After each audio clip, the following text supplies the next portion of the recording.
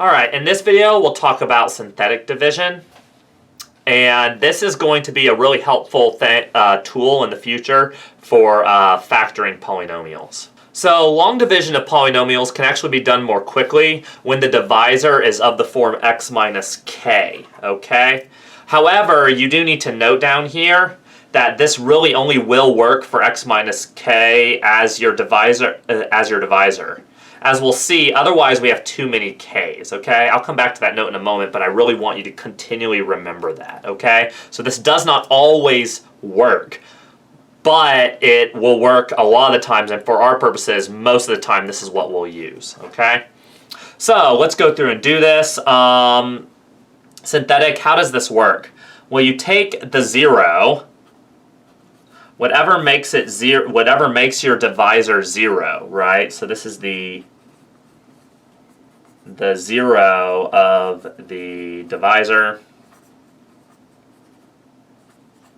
So you take the 0 of the divisor, which is -3, and then you write out your coefficients of your dividend, right? So that would be 1, 0 for x cubed, -10, -2, and 4. So these are the coefficients of your dividend.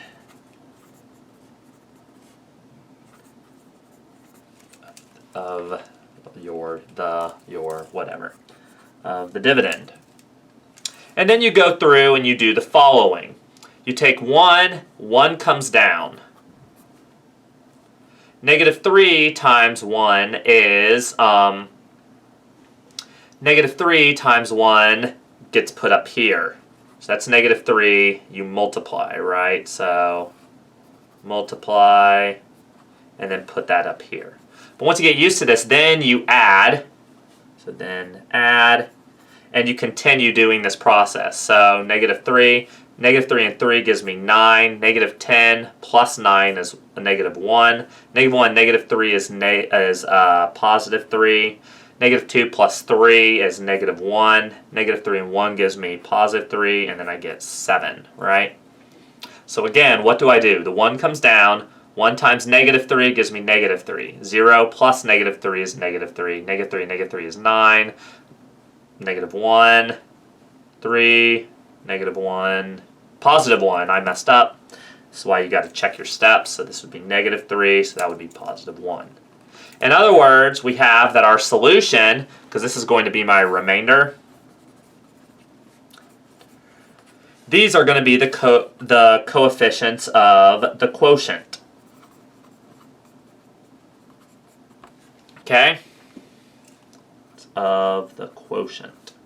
In other words, putting that all together, we have that our answer is actually going to be, here, this would be 1x, x squared, x cubed. So x cubed minus 3x squared minus x plus 1. And then we have here that this would be the remainder, so plus 1 over whatever I divided by, x plus 3. So that is my solution. When you get used to this, it's much easier, and this is called synthetic division. And the reason why we can sort of exploit this is that we only have 1 0 here for our denominator. This is why we have to have it of this form, because we need the k to go over here, okay? This is our k, right? And because of that, if we had more than 1k, we wouldn't know what to do, okay? And now it's time for you to try an example. So go ahead and try using synthetic division to divide the first polynomial by the second polynomial. On the count of 3, I'll actually work through the solution because it's pretty quick. So 1, 2, 3.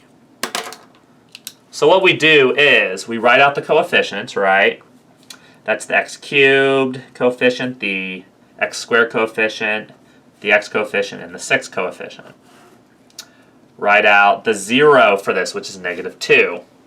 Then bring the 5 down. -2 times 5 is -10. Add, multiply, add, multiply, add. But now what we see here is something interesting, which is no remainder. That's exciting because you should immediately think, oh, so I can actually, this is actually a factor of this. That's sort of where we're going in this, but just stay with me. In the meantime, what we actually have here is we have that, thus the answer is 5x squared minus 2x plus 3.